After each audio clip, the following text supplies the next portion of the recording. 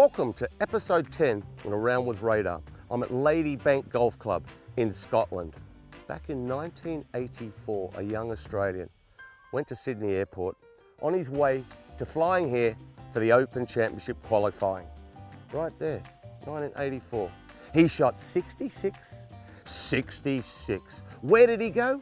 Well, he's right here. Today, I've got another player to challenge. It hasn't been too good, but maybe I can get him today. Who is it? Let's go find out. He's waiting on the 10th tee. Well, let's find out who it is. Let's find out who it is. It's Victor Perez. Hello, Victor. How are you? I'm very well indeed. Very well indeed. This is your local golf course. Of course, yeah, it is. Living in Dundee. Yeah. We'll get into that later, a Frenchman living in Dundee. But how did you start the affiliation here with Ladybank? Well, when I first moved to Dundee, obviously it was very important for me to try to find a club that I could go to and practice. And, obviously, Connor Syme, who obviously lives here as well in Dundee, I was able to go to his dad's driving range, and they were able to get me here because they knew the person who manages the course. And I met with the person, I remember, when I was back on Challenge Tour, and I thought it was a big deal to be able to come out and play and obviously use the facilities in practice. And so it's quite nice. Obviously in the trees changes the scenery a little bit from typical links golf. So been very fortunate to be here. We're going to have a little challenge, but the thing is, before you were born in 1984, I came over here from Australia to qualify for the Open Championship, Sevigier. You remember Sevigier? Yeah. And I qualified here, and I qualified number one and shot 66 around here. Oh, so there's some course knowledge. So you're in all sorts of bother, and that croissant or that bottle of Perrier water we're playing for, well, maybe I'll get it today. I haven't won one of these yet. This is episode 10. So Victor, you can have the honour, my friend. All right, perfect. You're not nervous? No, after I've just introed myself like that? At all. I'm going to give you yardages in meters. In meters, fine. And I should get out of the way. 156 meters. 156, so I've got 93 yards? Is that no, right? 10%, 156, 15 on, I got 161, 171. Green doesn't look very big. I don't remember it being like that. 171, so it's 6 for me. What are you hitting, 8? I'm hitting 8. See, that's ridiculous. I'm hitting 6, you're hitting 8. We'll see how that turns out. Lovely property, isn't it? Beautiful.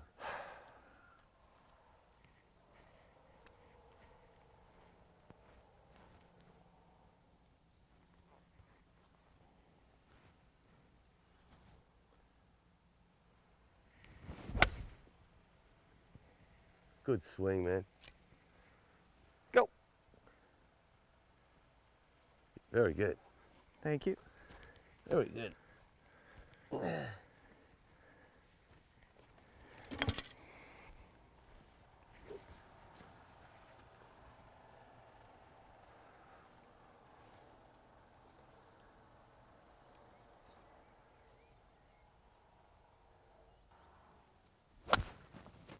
pulled that one.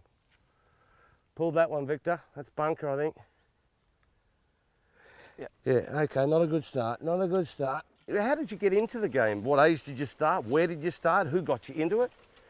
I started, so obviously growing up in the south of France, actually, funny enough, I started just watching TV. Yeah. Like it was on TV one day, I was very little, maybe 4 or 5, and I always try to, do a bunch of activities growing up, and it was on TV, and I asked my mom, can I just try? Yeah. As like that, and obviously she was like, sure, so we got me I remember I still have it actually, it's like a cut down little mini 9-iron, because my dad played some golf and then stopped before I was born, so he wasn't really into it when I started, and went out and hit a few shots and liked it. It was, hand-eye coordination, which was something I liked. I played tennis a little bit later in my youth. Funny enough though, because everybody on TV, you're very likely going to see somebody who plays righty. Yeah. I had a righty club even though I'm lefty. Really? So I picked up the game righty straight away and never looked back, really. Do you remember when you were watching on TV who you were watching? I have no clue. No. It was just one of those, things. It was just on, and then, scrolling through the sports on the weekend. Yeah. It could have been anybody, really. Who was your favourite golfer, professional golfers, when you were a youngster? Tiger Woods by a mile. Yeah, it's you just, know, I'm not gonna a silly question, wasn't it? I'm not going to come up with something very random on that No, one. it's unbelievable. But the south of France, you know, we used to play a tournament down there. We used to play up in Mougins. Oh, yeah, that's in Cannes. Yeah, amazing golf course Yeah. and an amazing place to go. I can't believe we lost that tournament. It was just such a cool place to go to. Yeah. South of France, I mean. Worst places to be. Worst places to be, and you've moved to Scotland, which is beautiful, but And you're getting a plug live for your arrogance. what about the showers up here? I mean, there's no power showers. You sort of got to get in there like that and run around in the showers, don't you? Have you got a power shower at your house? I don't know.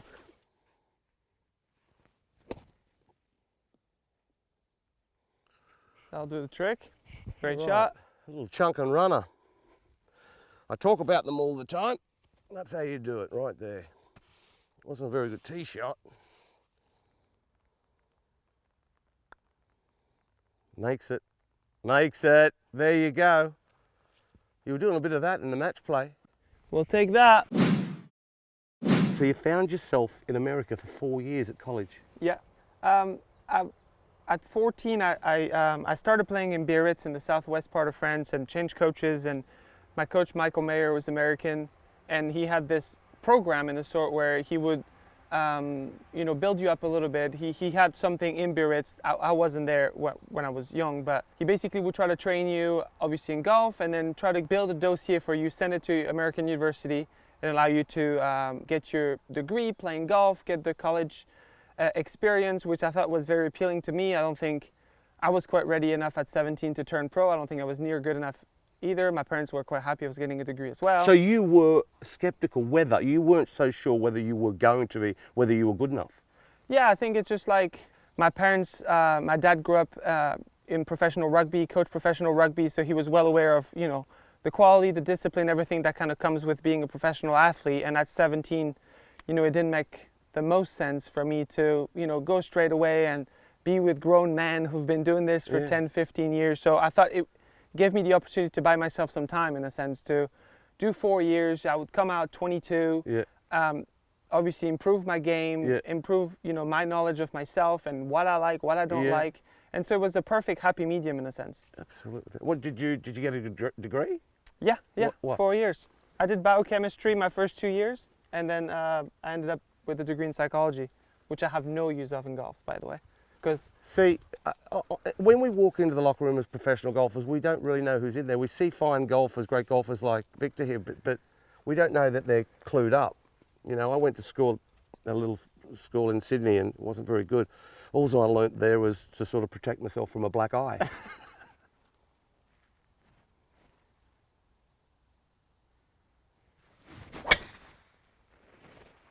oh, bunker.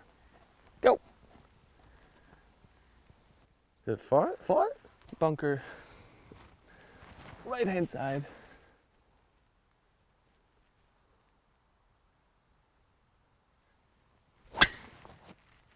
Piped it. Great shot. Oh, don't go in that left bunker. It's not going to reach it, is it? I don't think so, no. Yeah, great shot. I like this new driver I've got. It's a Mint, the G425. 425 max, Just like a,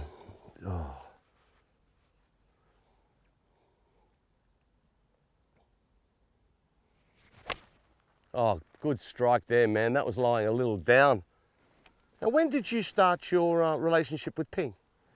Obviously, like going to New Mexico, it was really good because we were a Ping school, which was great because, going there, I was playing a different brand and we had the best affiliation with them at New Mexico. It was really easy for the reps to come with the most shafts, the most heads, the most options in a sense, which again, like when you're 16, 17, you get fitted, but your body changes so much that your clubs are good. It's like clothes, your clubs are good enough for so long before you pick up speed or you grow or something. And so it was great because we had so many options and we were able to change relatively often, which was great. And so I started, and I remember my coach at New Mexico, Glenn Milliken, told me right away, Ping has been so good to us. If you can build a relationship early, it'd be great. And since first year of college, Yeah. Haven't looked back. And you're still part of the family, because that's how it's feel.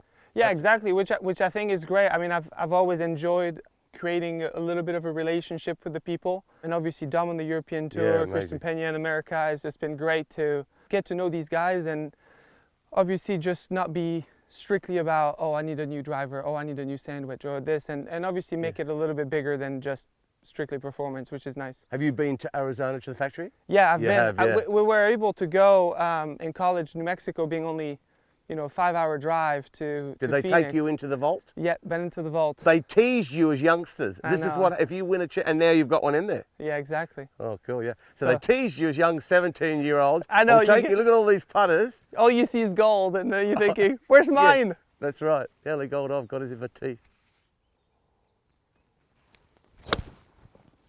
Oh, I've pulled it again, just a little. Stay out of that bunker. Oh! I think it's a little short. Maybe just short of it. Maybe. I tried to shut it down and make it go a little farther and overhooked it. From France to Scotland. Yes, sir. You're living up here. Yep. Rainy weather, great golf courses, beautiful air, food, everything's fantastic. Why? Well, I mean, it's a combination of things. Obviously, met my girlfriend Abigail when I was playing Challenge Tour, and she was back then in dental school, graduated now. So obviously a lot easier for me to move than it is for her. I think obviously being in such a golf country has really helped my game from a different of aspects. I think the mentality here is very, very golf oriented. I think people breathe, live golf, and obviously really enjoy. I think on a much more technical aspect, I think I can very easily be an over practicer. I can tend to spend too much time on the course, do too much, and probably try too hard. And in a sense, coming here, the weather does it for you. The weather doesn't allow you to grind. The weather forces you in a sense to be productive and have to really pick your moments. And when you're going to practice and you're getting a nice day, you want to make the most out of it. I think it's very easy for me personally. I think, again, you have to try to find what works for you. Some guys might like it. Some guys want sunshine all the time. Some guys like Spain. Some guys like this. And I think for me, it's very easy on a very nice day, if I'm getting 10 straight days of perfect weather, to make it too difficult. Yeah. We were talking about that a little bit earlier, how you know, you have so much time, and golf is such a broad game, and it's not like you're playing football or rugby where after 2 hours you're exhausted. You can be at the course for 8 hours, you can practice for 8 hours, you know, you can putt for 3 hours. You're not really going to get exhausted. At least having that awareness that you're done is very sometimes subtle to get. You know, it's very easy to spend time and practice, and in a sense, wear yourself out mentally. You end up making it too difficult because you're trying to look for the tiny little things. You're trying to make it too perfect, and golf isn't a game of perfect. I think if you can have a framework that works for you and kind of just write that, that's generally plenty good enough. Absolutely. Absolutely. It's great advice. Great advice. When I was young, I used to just hit golf balls, wear myself out before I got there. Yeah, I think that the quality of your practice sometimes ends up hurting you more than helping you, because you end up looking for problems rather than going to the course with a specific goal and wanting to work on something in particular. And when you're done, you're done. Yeah, yeah. Well, you stick with it. Seems to be working all right, son.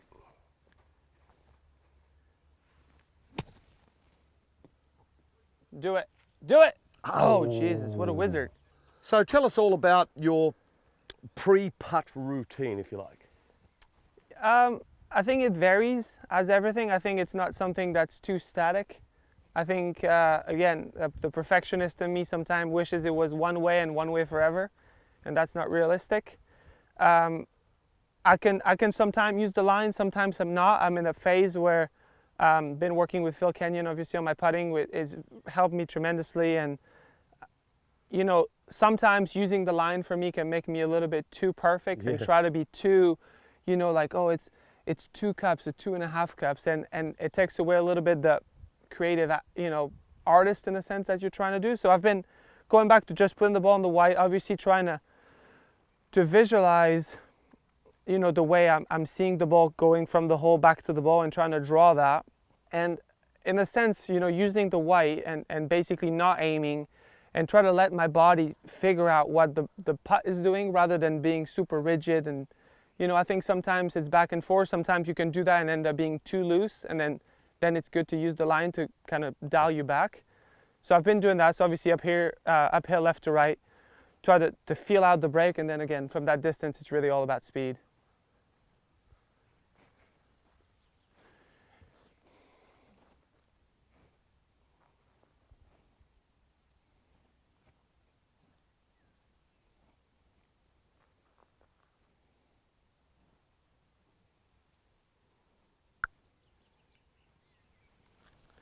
Not enough. Good thought.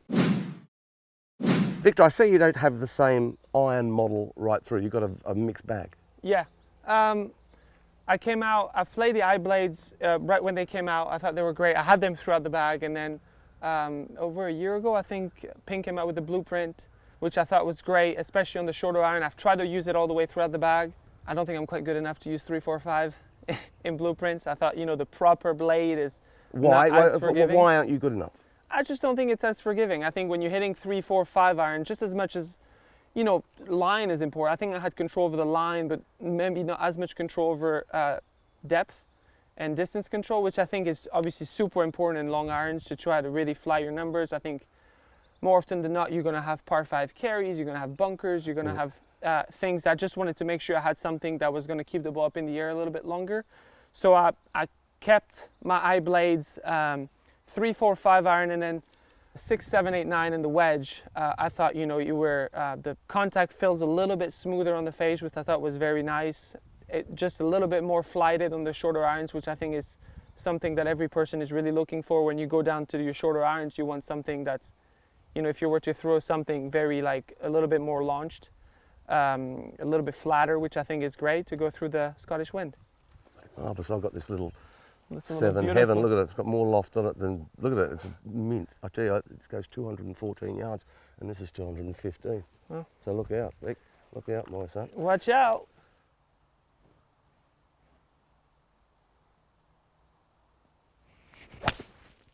Oh, beautiful strike, man. That is just all over it. Fantastic. No, that was mint. That was a flush, yeah? Thank you.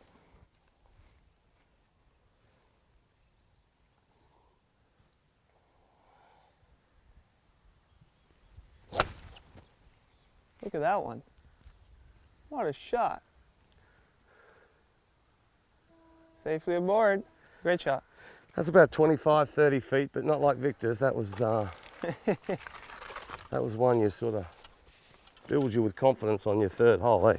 I'm one down, this is uphill, you flushed it in there right behind it, and I've got this 35-footer straight uphill right to left quite slow because of the surface moisture. I think I've got a future in broadcasting.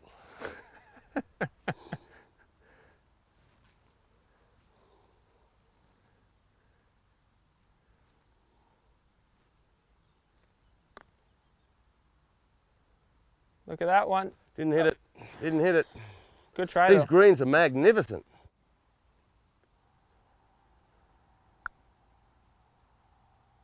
Oh, I thought it'd come that way, but it didn't. Good 3.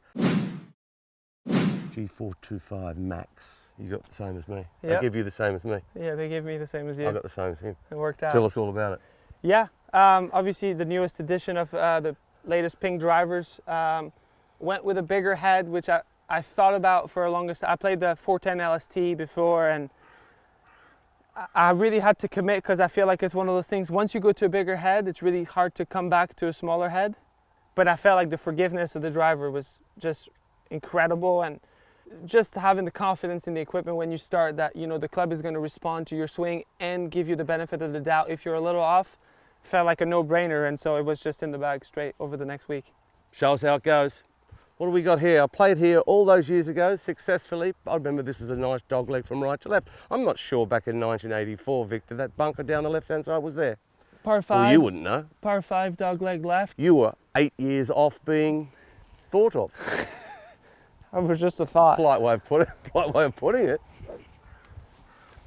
So this is a par 5? Par 5, yeah, dogleg left. So what's your thought here? You going to cover that bunker or not even go near it? I think today, usually I try to hit 3-wood because you kind of run through the fairway. Yeah. So I think today... It's that little pine, the small dwarf pine. Just right of it. It's just over the corner of the bunker is actually perfect. Okay.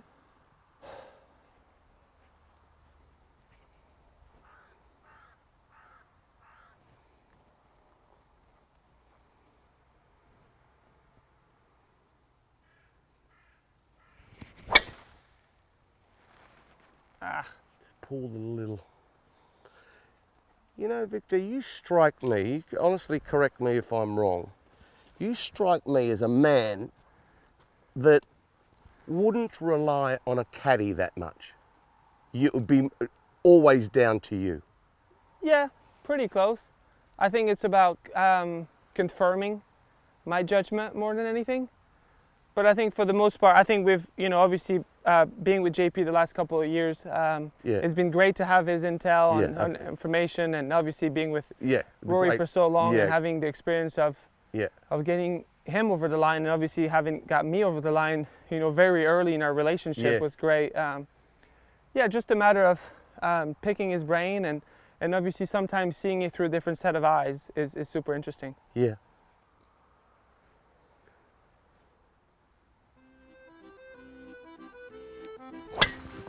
I've pulled it with you. Partner. I thought that was almost my best swing. All right, we're down the left side.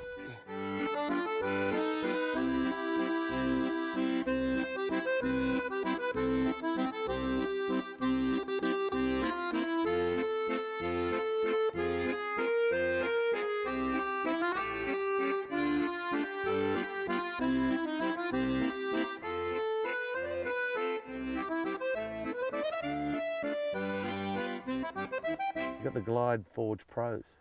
How'd you get that? Limited edition. Only for pros. Okay. Yeah, very good. Again, just came out lately. Very, I was a little in between. I used a 3.0 for a while, which was a little bit of a bigger head. When this came out, I really liked the fact that it was kind of a small head.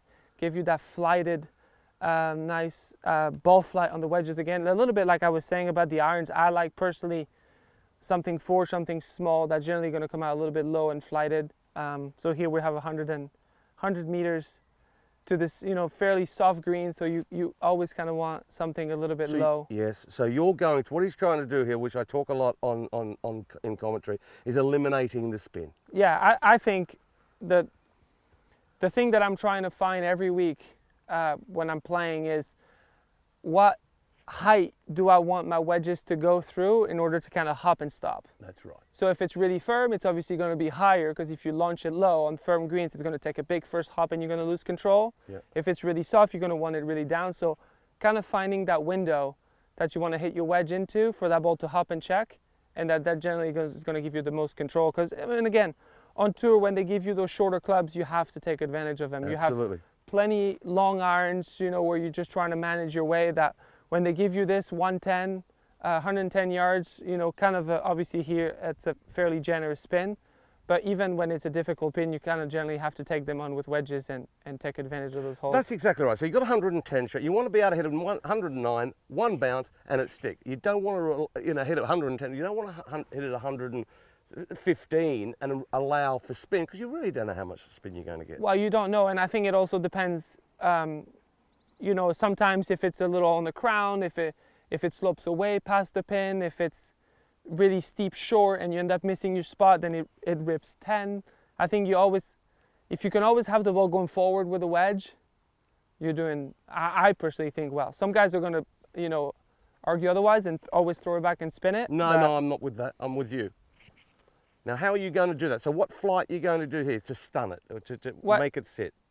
If I hit my 3/4 with the 50, probably hit this 112. This is 100. It's a little into. I know if I smooth it a little bit, it's going to launch a little bit lower. It should pitch basically on the number or maybe just past, and it's going to basically stop on the mark. That should be the plan.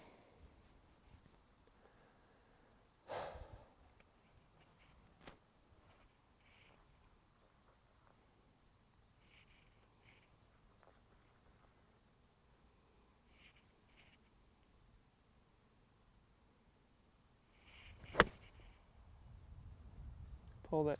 Only a little. Lovely. Very nice. Pulled it 16 feet. Good shot. Thanks. Acceptable as a pro golfer. He wouldn't be overjoyed, but you're not disappointed. Not disappointed. Let's talk Ryder Cup. Yep. Not long now. No. Where are you in the standings? How close? Are you close? What are you thinking about? Yeah, I think I was in a very good position maybe a couple months ago. Didn't have the best stretch of golf.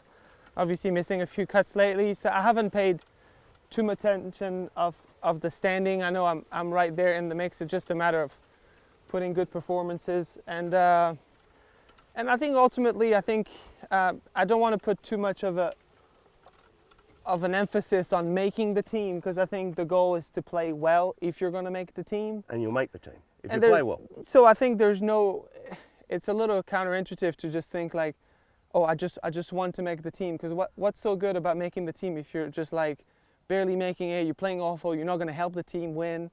You know, I think it's just a matter of getting your game to play well, and if you play well, not only are you going to qualify, but you're going to qualify and help the team. So that's more my mindset in the sense that I'm just trying to improve my game and I'm not really thinking about it.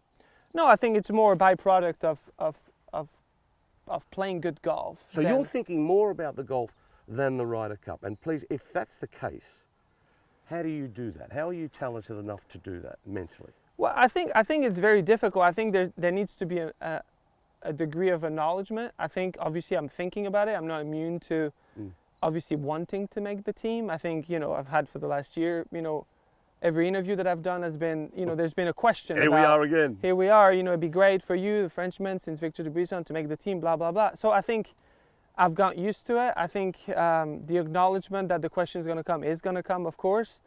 But obviously you want to make the team, but it's the same question when you're going to play a big event. The same thing that, so it's just like the message ends up changing based on what event is coming up.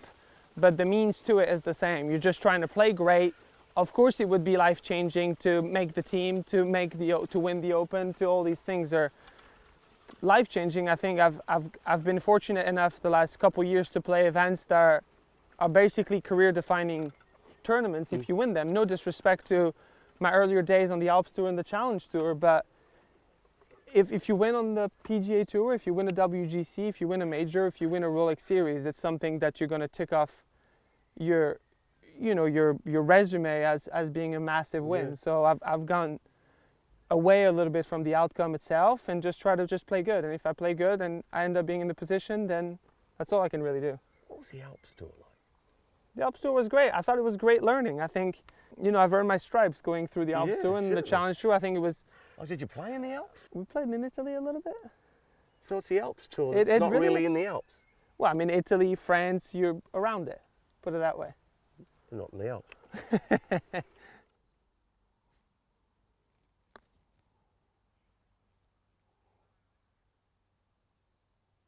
Oh, Victor, I pulled that a little. I thought I was going to roll around a little more than that. We're going to have to see it. Of course you are. We're going to have to see it. Of course you are.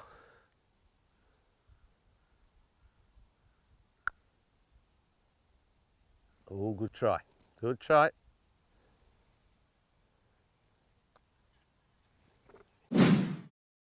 Now, Victor, Fred Couples, I would say, is the most famous player in the world not to wear one.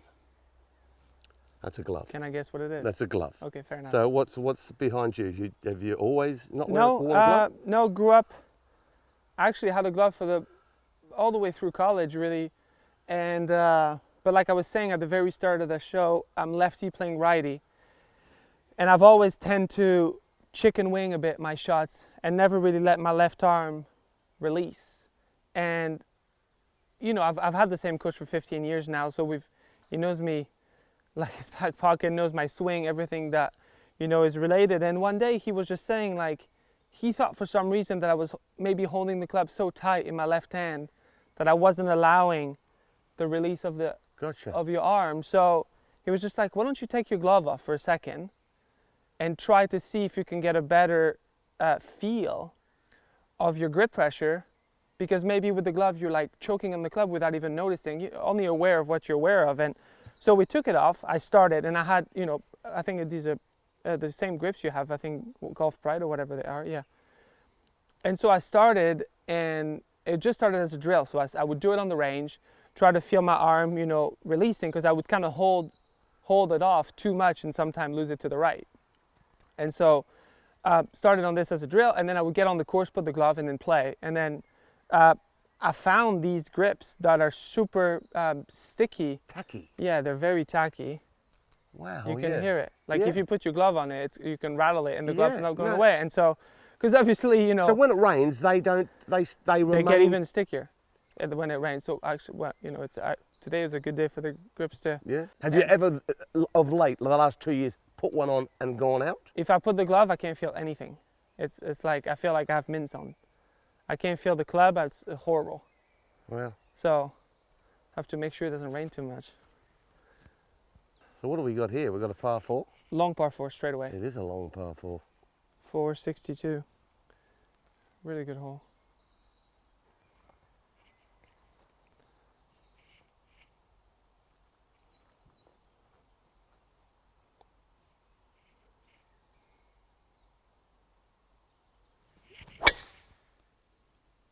Eesh. That's good. That's good. Just pulled a little, but I'll tell you something right now. I'm loving that flight, Victor. It's hot, isn't it? Scottish flight. Oh, I've necked it. Perfect. Yeah, it's ugly, but it's going to play. Neck to win. It'll run. Up the fairway. Another one up the fairway, viewers. And I'll tell you something right now. This is the best looking driver I've ever looked down on, I think. I think.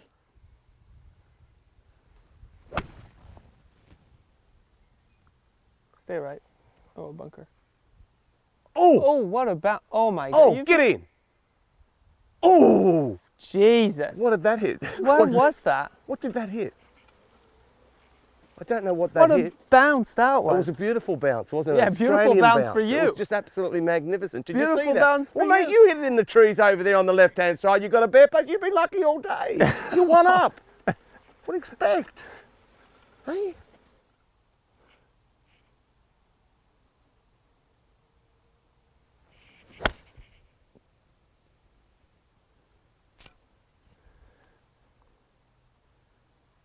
Lovely shot, Victor. Thank you. We didn't play last year because of the pandemic. Yeah. The Dunhill links, Yeah. Carnoustie, Kings Barnes, and the old course at St Andrews. Yeah.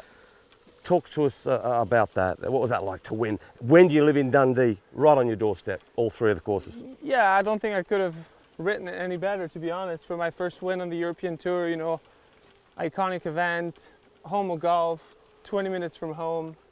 You know, just being able to go home, you know, generally because, you know, for the most part, you don't really Yeah. have time to enjoy and celebrate and be able to kind of like take it all in. So I was very fortunate, obviously, to win there and yeah, just go home at night. What about you were the best driver, all the stats, distance, accuracy, the whole lot. I mean, how did that come about? Is that the strength of your game, would you think, or was that just a special week with the driver? Yeah, I think I drove it really well that week, which obviously sets you up. I know Carnoustie, obviously, you have to drive the ball really well around there, and it kind of sets up the rest of the game. Big greens, you hit a lot of fairways, a lot of greens. But yeah, it was just fantastic to get it done. Okay, the other thing is we all want to know, I mean, people at home, Ping players, Ping fans, as we all are, how did you celebrate? What did you do when you went home 20 minutes drive?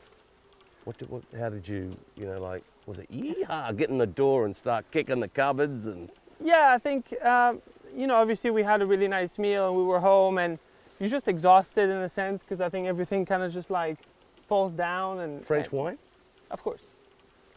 Rightfully so. Has to be French wine. Well, I mean, it doesn't have to be French wine, but for that occasion, maybe. Absolutely. A great win. Great win. Thank you. We'll see you there again in October. Oh, I have a good feeling about this one. do you? Yeah, it feels right.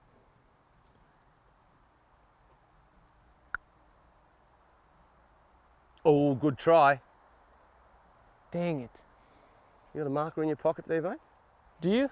You got. Bit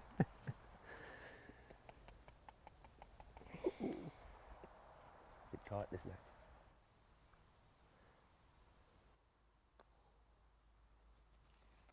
Oh, no.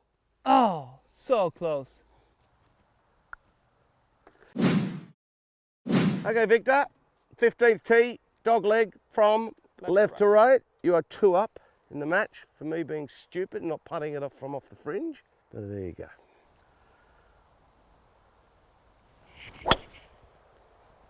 That's a beautiful swing, buddy. Thank you. That's where you want it, right there? Yep.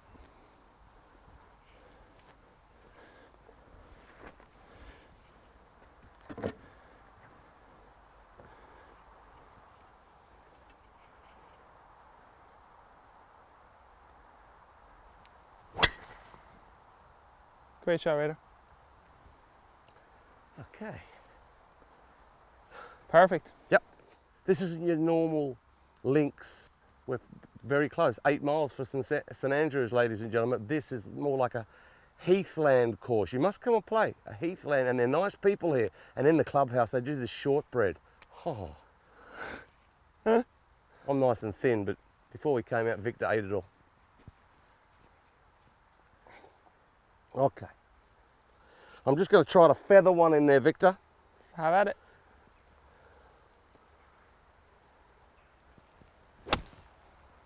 Good shot.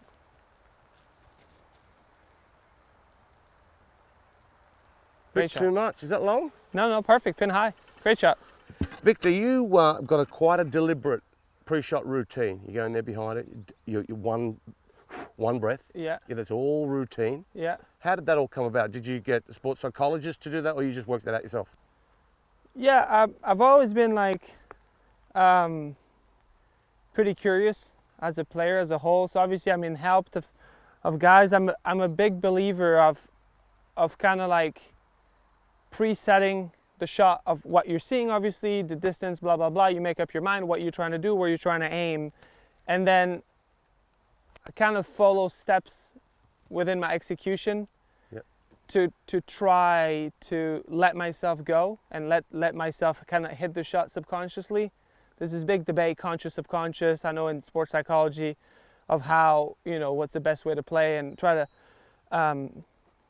kind of free yourself up to hit rather than controlling what you're trying to do. I think when you're at your best, I've always noticed when I've played my best golf, it's really hard to remember what you did. Yeah.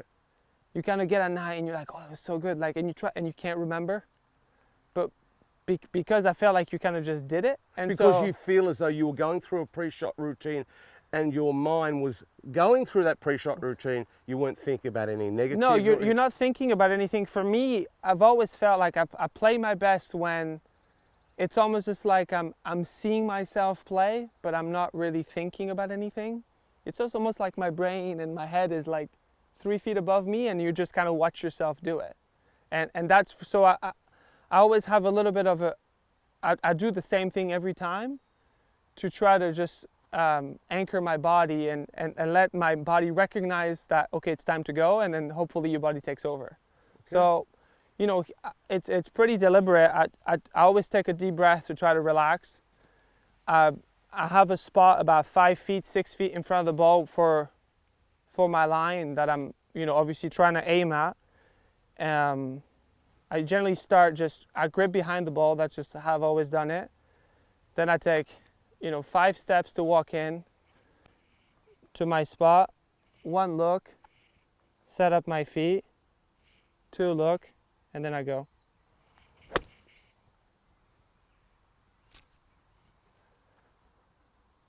Stiff. You put your left foot in, you put your right foot out, you put your left foot in, and you shake it all about. Oh God, here we go now. You do the hokey pokey and you turn around. That's what my pre-shot routine is, Victor. God. I don't want to hear it. Oh God. Here we go. The nonsense continues. You don't. I don't endpoint. What do you think when you're standing there with someone who? When I saw Scotty first do it, great player. I mean, obviously. if they're making every putt, I'm wondering if I should do it. Yeah, and you've had that?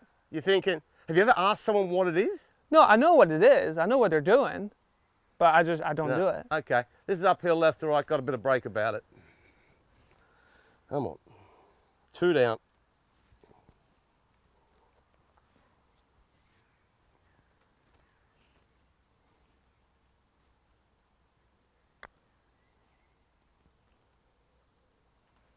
Oh, that was good, just short. Great putt.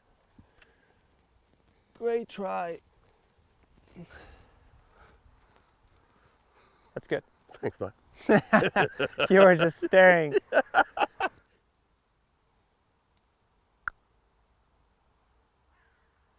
Oh, another halved hole. Another halved hole. 2 down. How did you enjoy the Masters at Augusta National? Yeah, obviously incredible. I think I'm one of the few who obviously first Masters was the November Masters, obviously back end of last year, which was obviously completely different than the one that I played last April. So I've had the best of obviously both sides. The November one it's probably one in a lifetime experience. Obviously the one in April was completely different, which is the much more normal, you know, way of the course being played. It played really long in November, very slow for there, which was a blessing for the first time, Sure. and the curse of it in April, because I think you couldn't quite believe what you saw in November would be so different than what you saw in April. I think from Wednesday night to Thursday afternoon, which was my Thursday tee time in April, the course played so different, so fast, and I was just a little caught off guard. I made some mistakes. You go past the hole at Augusta and you're immediately in trouble. So yeah, just a few mistakes. Shot myself in the foot a little bit on Thursday, shooting 6 over par, and then you know it's You're not behind courses. the 8 ball. Yeah, it's courses you can't really play from behind. I think if there's anything I've learned from playing more majors is that you can't. It's very difficult once you're behind to push. You can't really push on these courses. They're too difficult. You have to plot your way around, and you know, just a little bit of an experience and something that I'll use for next year. Absolutely. Dogleg right to left here, mate. Where's your line down here? It's just a 4 and kind of just on the seam of the trees. And Oh, is it? Generally, you're going to be left with 7 or an 8, maybe, depending on where the pin is.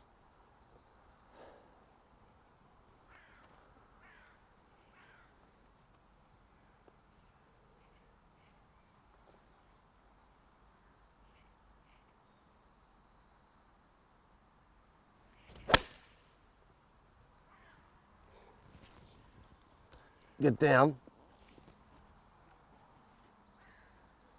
Perfect now. Or too much? Oh! It might be in a spot of bother. Might be in a spot of bother. 2 down, 3 to go. Oh, Victor. I had to chip out from the left-hand side of this dogleg. Look at this over here. If you're in America, you're in Australia, look, you don't get this, do you? This is called heather. And what happens with this heather, it wraps around the hosel like this when you see it on television at an Open Championship or a Scottish Open Championship. Ireland have it. It's evil stuff. It's gorgeous and it flowers. But to play out of it's amazing.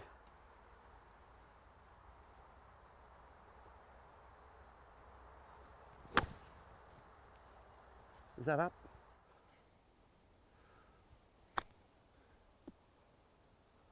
Beautiful. Thank you. Okay. All right, Ryder, to stay in the match. Watch out. Oh! Ah. Oh, well, as I said, it's a pleasure. Victor, that Thanks was a really lot, good Wayne. fun to learn all Thank about you so you and your much. life. And Yeah, that was we're going to awesome. watch you, see where you go. But we're going to the clubhouse first and we're going to have another little chat, so we'll see you there. The Frenchman wins 3 and 2. Thanks, Wayne. That was sweet. Well, there it is, 3 and 2. Once more, Uncle Radar loses, and I didn't have to buy Victor anything because the great people here at Ladybank Golf Club here in Scotland, you must come and play, obviously, it's just an amazing place. I bought Victor a lovely lunch, soup, sandwiches, cappuccinos, all that sort of stuff. So what do you think about that, Victor?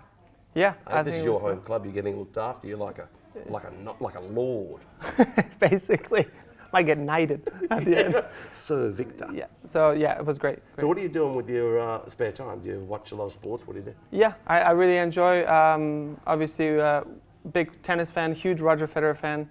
I think some maybe more than Tiger, to be honest. I think everything that he transcends and how he plays the game and behaves himself and how he's conducted his career, I think has been a huge role model for me.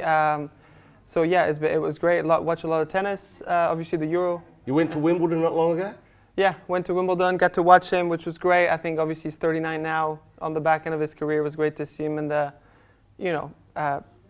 home with tennis at Wimbledon, which was great. I don't know if it's home with tennis, like St Andrews would be the home of golf, but it was, great to see him where he won so many championships and get inspired. Well, you've won at St Andrews, at the home of golf, Carnoustie, Kingsbarns, with the Dunhill Links Championship. But mate, it was a great blast to meet you. Yeah, I really appreciate it. Yeah, and everything's coming on now. We've got all sorts of goodies coming on. We've got the Ryder Cup. Hope you make it. You're trying not to think about it too much. But look, it's great having Victor Perez in the Ping family. You love being there. Yeah, love it. So until next time, maybe I'll win next time. On A Round with Radar, always remember, Ping. Play your best. He said it. If Victor says it, it means it.